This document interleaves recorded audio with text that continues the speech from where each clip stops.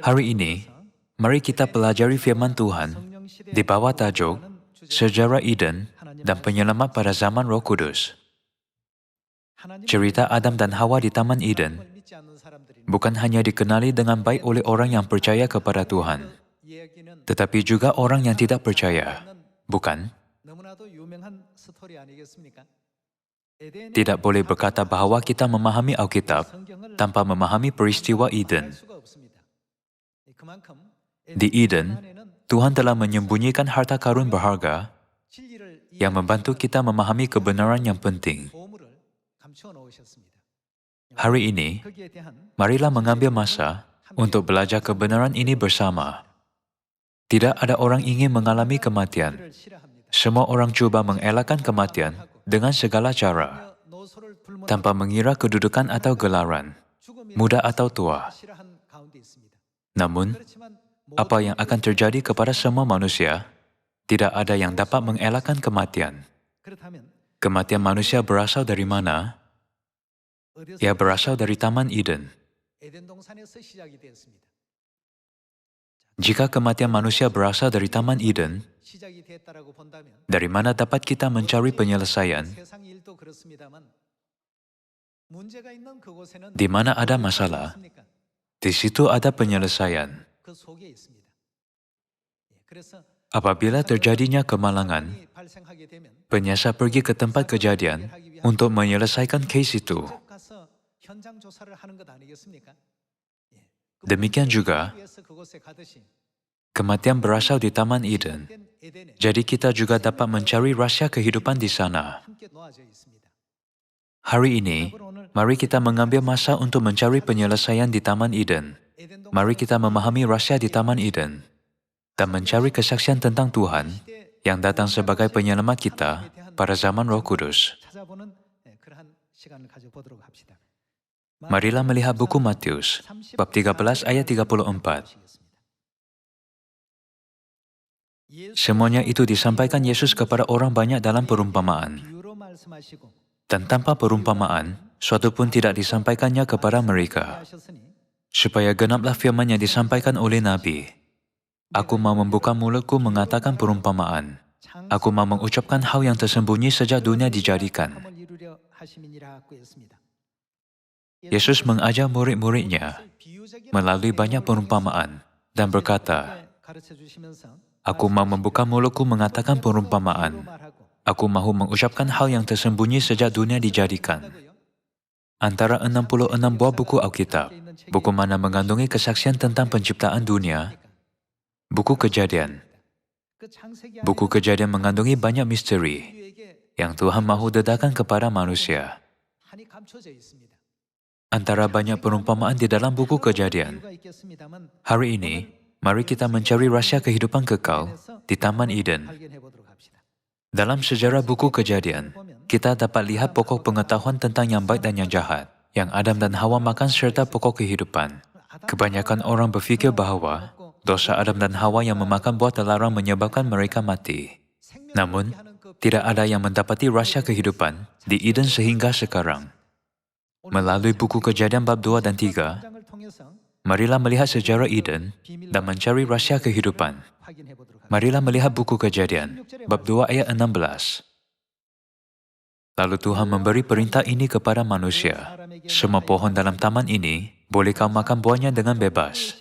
Tetapi pohon pengetahuan tentang yang baik dan yang jahat itu, janganlah kau makan buahnya. Sebab pada hari engkau memakannya, pastilah engkau mati. Ciri-ciri buah terlarang adalah, pada hari engkau memakannya, engkau pasti mati. Tuhan berkata, jangan engkau makan buah terlarang, kalau tidak engkau pasti mati. Namun apa yang Adam dan Hawa lakukan? Setelah ditipu oleh syaitan, bukankah mereka memakannya dan mati? Melalui semua ini, Tuhan ingin mengajar kita perkara penting yang mengandungi kehendaknya yang tersembunyi. Bagi manusia yang akan mati, disebabkan makan buah terlarang, Tuhan menyembunyikan jalan kehidupan di Taman Eden di dalam buku Kejadian. Buku Kejadian bab 3 ayat 22. Berfirmanlah Tuhan, Sesungguhnya manusia itu telah menjadi seperti salah satu dari kita, tahu tentang yang baik dan yang jahat. Maka sekarang jangan sampai ia mengulurkan tangannya dan mengambil pula dari buah pohon kehidupan itu dan memakannya, sehingga ia apa? Hidup untuk selama-lamanya. Walaupun mereka ditakdirkan untuk mati disebabkan makan buah terlarang, apa yang akan terjadi sekiranya pendosa makan buah pokok kehidupan? Hidup buat selama-lamanya. Namun, Tuhan menghalang jalan itu agar pendosa tidak dapat makan buah pokok kehidupan. Marilah menyambung dengan ayat 23. Lalu Tuhan mengusir dia dari Taman Eden, supaya ia mengusahakan tanah dari mana ia diambil. Yang menghalang manusia itu, dan di sebelah timur Taman Eden, ditempatkannya beberapa kerub dengan pedang yang bernyala-nyala dan menyambar-yambar untuk menjaga jalan ke pokok kehidupan. Tuhan menempatkan kerub dengan pedang yang bernyala-nyala untuk menghalang jalan ke pokok kehidupan, supaya pendosa tidak dapat makan buah itu. Dalam erti kata lain, Tuhan memerintah bahawa pendosa tidak boleh mengakses jalan ke pokok kehidupan. Tuhan ingin mengajarkan sesuatu yang sangat penting kepada manusia dengan menempatkan pokok kehidupan di Eden bersama dengan pokok pengetahuan tentang yang baik dan yang jahat. Mereka dapat menerima kehidupan kekal hanya ketika makan buah pokok kehidupan. Di dalam buku Matius bab 13, dikatakan bahawa terdapat perumpamaan yang tersembunyi sejak penciptaan dunia. Apakah kehendak Tuhan yang menempatkan perumpamaan pokok kehidupan di dalam buku Kejadian? Apakah realiti pokok kehidupan? Kita dapat menerima jawapan tepat untuk soalan ini hanya ketika kita memahami perkara ini dengan jelas. Apakah kebenaran yang akan dibawa oleh penyelamat pada zaman Roh Kudus ketika dia datang ke bumi? Mari kita terus belajar dengan melihat buku Kejadian bab 4. Dalam bab 4, kita dapat lihat rekod anak-anak Adam. Siapa di sana? Kain dan Habel. Tuhan membiarkan Kain dan Habel mengetahui kebenaran yang membawa mereka ke pokok kehidupan.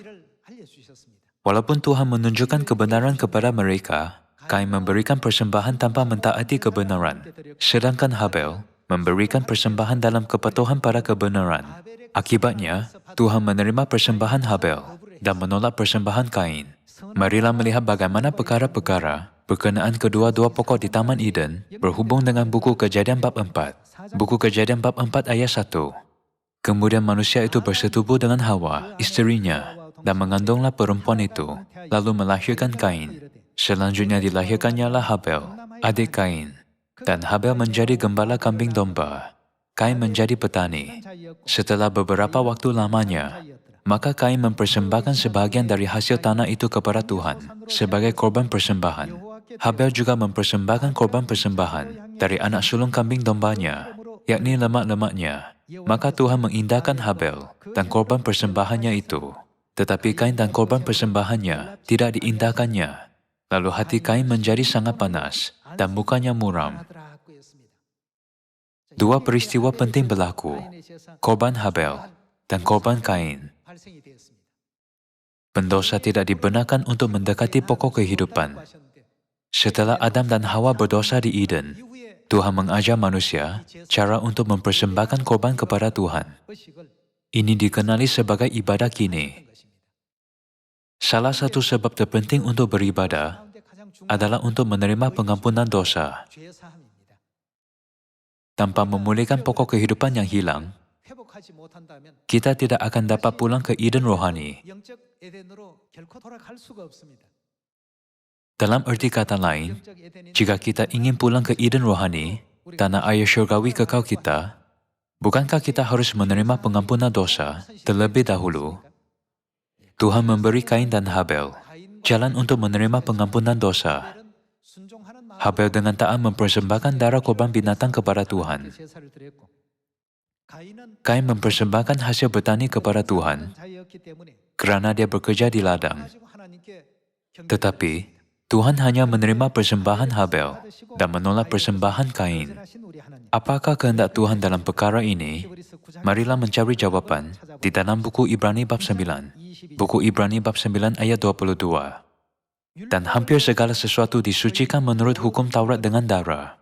Dan tanpa penumpuhan darah, tidak ada pengampunan. Ini bermaksud bahawa kita tidak dapat menerima pengampunan dosa. Bukankah ini bermaksud bahawa kita boleh menerima pokok kehidupan di Eden hanya ketika kita menerima pengampunan dosa? Inilah sebabnya Tuhan mengajak kita melalui firman-Nya, tanpa penumpahan darah, tidak ada pengampunan. Dengan ketaatan, Habel, yaitu anak lelaki Adam, mengorbankan domba untuk mempersembahkan korban darah yang menggembirakan Tuhan. Cara mempersembahkan korban ini diturunkan secara lisan pada mulanya, dan ia telah dikodifikasi pada zaman Musa. Pada zaman Perjanjian Lama, Tuhan memberikan peraturan dan ketetapannya satu persatu. Kemudian, Tuhan mengkodifikasikan semuanya sebagai satu set hukum. Melalui hukum Musa ini, kita dapat mencari sesuatu yang sangat penting. Di dalam buku Keluaran bab 25, Tuhan membenarkan tempat kudus dan tempat maha kudus agar peraturan korban darah dapat dilaksanakan. Di tempat kudus dan tempat maha kudus, korban telah dipersembahkan kepada Tuhan semasa waktu korban harian yang digenapi oleh waktu berdoa hari ini dan setiap hari Sabat. Buku Keluaran bab 25 ayat 16. Dalam tabut itu haruslah kau taruh loh hukum yang akan kuberikan kepadamu. Juga engkau harus membuat tutup pendamaian dari emas murni, 2,5 hasta panjangnya dan 1,5 hasta lebarnya. Dan haruslah kau buat 2 kerub dari emas pada kedua ujung tutup pendamaian itu. Buatlah 1 kerub pada ujung sebelah sini dan 1 kerub pada ujung sebelah sana. Seiras dengan tutup pendamaian itu, kamu buatlah kerub itu di atas kedua ujungnya.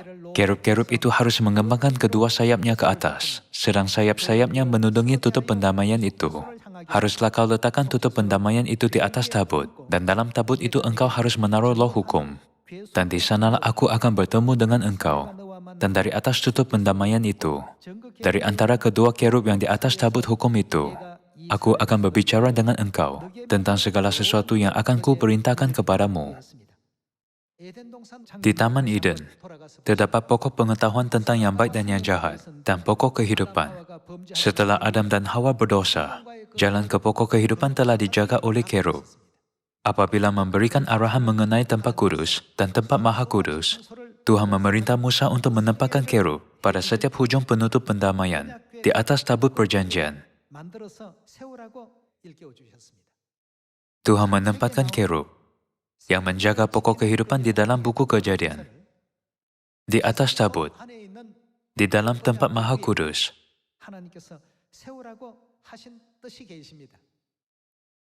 Peranan kerub adalah untuk menjaga pokok kehidupan, seperti yang ditunjukkan di dalam buku Kejadian. Tuhan memberitahu Musa untuk menempatkan kerub di mana? Tuhan memberitahu dia untuk menempatkan kerub di atas tabut perjanjian, di dalam tempat maha kudus. Memandangkan kedua-dua kerub melitupi tabut itu, tabut perjanjian melambangkan apa? Mengikut pemahaman kita, ia adalah pokok kehidupan. Kita dapat memahami dengan jelas bahawa tabut perjanjian yang dijaga oleh kerub adalah apa di Taman Eden? Ia adalah pokok kehidupan. Kalau begitu, apa yang terkandung di dalam tabut perjanjian? Marilah melihat buku Ibrani bab 9 ayat 1. Memang perjanjian yang pertama juga mempunyai peraturan-peraturan untuk ibadah dan untuk tempat kudus buatan tangan manusia, sebab ada dipersiapkan suatu kemah, yaitu bagian yang paling depan. Bagian ini disebut tempat yang kudus. Di belakang tirai yang kedua terdapat suatu kemah lagi, yang disebut tempat yang maha kudus. Di situ terdapat tabut perjanjian. Di dalam tabut perjanjian itu tersimpan buli-buli emas, berisi mana, tongkat Harun yang pernah bertunas, dan lolo batu yang bertuliskan perjanjian. Apa yang ada di dalam tabut perjanjian? Mana, tongkat Harun yang pernah bertunas, dan lolo batu yang bertuliskan perjanjian. Ini semua didapati di dalam tabut perjanjian. Kalau begitu, mengapakah 2 kerub menjaga tabut yang mengandungi benda-benda itu? Bukankah 10 hukum didirikan oleh firman Tuhan sebagai perintahnya Buku Yohanes bab 1 ayat 1. Pada mulanya adalah, ada apa di sana? Firman. Firman itu bersama-sama dengan Tuhan, dan firman itu adalah Tuhan. Lolo batu 10 hukum adalah firman Tuhan, dan firman itu adalah Tuhan. Bukankah mana juga didapati di dalam tabut? Di dalam buku Yohanes bab 6, dengan mengatakan, Akulah roti yang turun dari surga. Yesus mengumpamakan dirinya dengan apa? Dengan mana? Selain itu, tongkat Harun yang pernah bertunas. Harun ialah imam besar Israel yang pertama. Semua yang didapati di dalam tabut akhirnya membuktikan Yesus Kristus.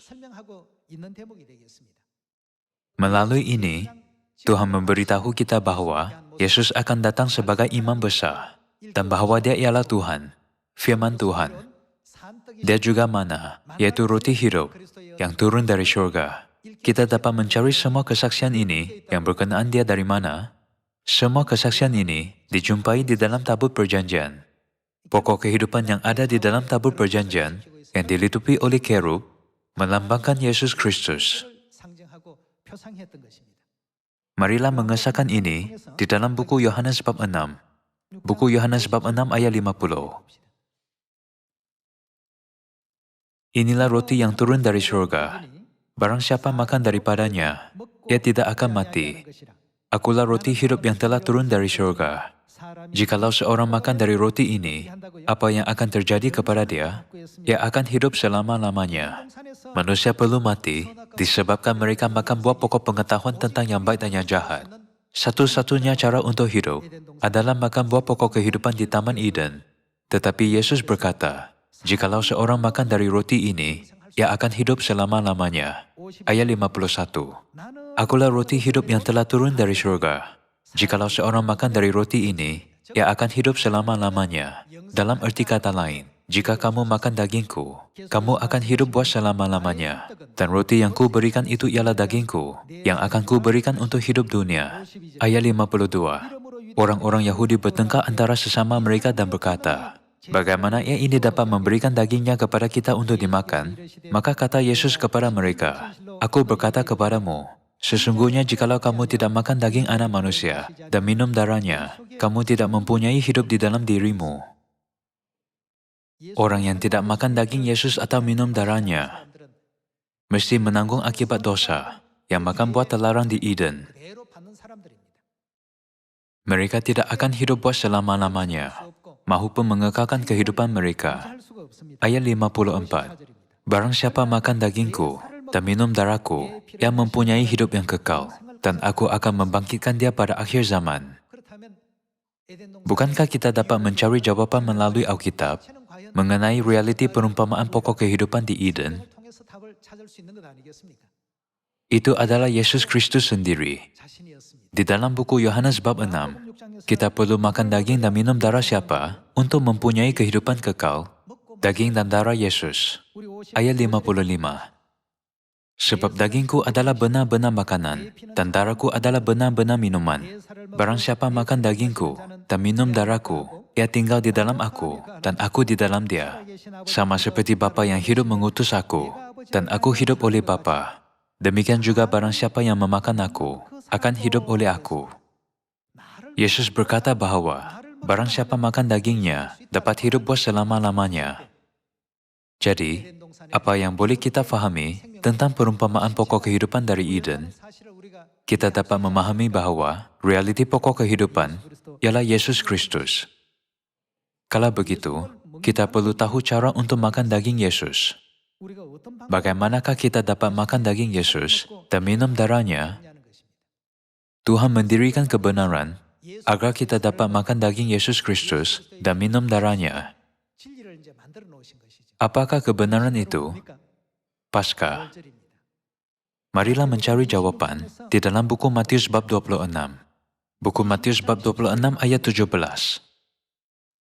Pada hari pertama dari hari raya roti tidak beragi, datanglah murid-murid Yesus kepadanya dan berkata, di mana engkau kehendaki kami mempersiapkan perjamuan Paskah bagimu? Jawab Yesus, pergilah ke kota kepada si Anu dan katakan kepadanya, Pesan guru, waktuku hampir tiba. Di dalam rumah mula aku mau merayakan Paskah bersama-sama dengan murid-muridku. Lalu murid-muridnya melakukan seperti yang ditugaskan Yesus kepada mereka dan mempersiapkan Paskah. Marilah melihat bagaimana Yesus melaksanakan Paskah dalam ayat 26. Dan ketika mereka sedang makan, Yesus mengambil roti, mengucap berkat, memecah-mecahkannya, lalu memberikannya kepada murid-muridnya dan berkata, "Ambillah, makanlah, inilah tubuhku." Dengan memberikan roti Paskah, dia berkata, "Inilah tubuhku." Dalam arti kata lain, dia memberikan dagingnya. Sesudah itu ia mengambil cawan. Bukankah cawan itu mengandungi air anggur Paskah? Dia mengambil cawan yang mengandungi air anggur, mengucap syukur, lalu memberikannya kepada mereka, dan berkata, "Minumlah kamu semua dari cawan ini, sebab inilah darahku, darah perjanjian, yang ditumpahkan bagi banyak orang untuk pengampunan dosa." Apabila kita makan roti Paskah dan minum air anggur Paskah, kita memakan pokok kehidupan di Taman Eden. Tidak kira betapa baik dan indahnya suatu makanan, tidak ada makanan yang dapat memberikan kehidupan kekal kepada manusia. Namun, Yesus mengajak kita bahwa sesiapa menerima daging dan darahnya boleh dibebaskan daripada dosa memakan buah terlarang serta menerima kehidupan kekal. Tanpa pengampunan dosa, dapatkah sesiapa makan buah pokok kehidupan? Tidak. Inilah sebabnya Tuhan menempatkan berkat pengampunan dosa serta kehidupan kekal dalam Paskah. Malangnya, gereja-gereja tidak mematuhi kebenaran kehidupan itu sekarang. Mari kita belajar tentang penyelamat kita yang akan muncul pada zaman Roh Kudus melalui rahsia Taman Eden. Marilah melihat buku Yohanes, bab 10 ayat 10. Pencuri datang hanya untuk mencuri dan membunuh dan membinasakan. Aku datang supaya mereka mempunyai hidup dan mempunyainya dalam segala kelimpahan. 2000 tahun yang lalu, Yesus datang ke bumi supaya domba-dombanya mendapat kehidupan. Untuk memberikan kehidupan kepada manusia yang ditakdirkan untuk mati disebabkan makan buah terlarang, Yesus Kristus belum membawa pokok kehidupan bersamanya. Jika dia tidak membawa pokok kehidupan, manusia tidak dapat menerima kehidupan kekal. Satu-satunya jalan untuk menerima kehidupan adalah untuk makan buah pokok kehidupan. Apakah kebenaran yang membenarkan kita makan buah pokok kehidupan? 2000 tahun yang lalu, Yesus memberikan kebenaran Paskah Perjanjian Baru. Namun, selepas kenaikan Yesus, waktu dan hukum Tuhan telah diubah, dan Sion yang menyambut perayaan telah diruntuhkan. Beginilah zaman kegelapan bermula. Marilah melihat buku Ibrani, bab 9 ayat 27. Atas sebab ini, Tuhan perlu datang ke bumi buat kali kedua. Ayat 27. Dan sama seperti manusia ditetapkan untuk mati hanya satu kali saja, dan sesudah itu dihakimi, demikian pula Kristus hanya satu kali saja mengorbankan dirinya untuk menanggung dosa banyak orang. Apabila Kristus datang pada 2000 tahun yang lalu, dia dikorbankan untuk mengampunkan dosa kita. Tetapi bagaimana dengan kedatangannya buat kali kedua? Sesudah itu ia akan menyatakan dirinya sekali lagi, tanpa menanggung dosa, untuk menganugerahkan keselamatan kepada mereka yang menantikan dia. Kristus yang datang kali kedua harus membawa apa dari Taman Eden? Dia mesti membawa pokok kehidupan. Tidak ada sesiapa kecuali Tuhan sendiri boleh membawa pokok kehidupan. Kerana hanya Tuhan mempunyai kekuasaan untuk membuka jalan ke pokok kehidupan.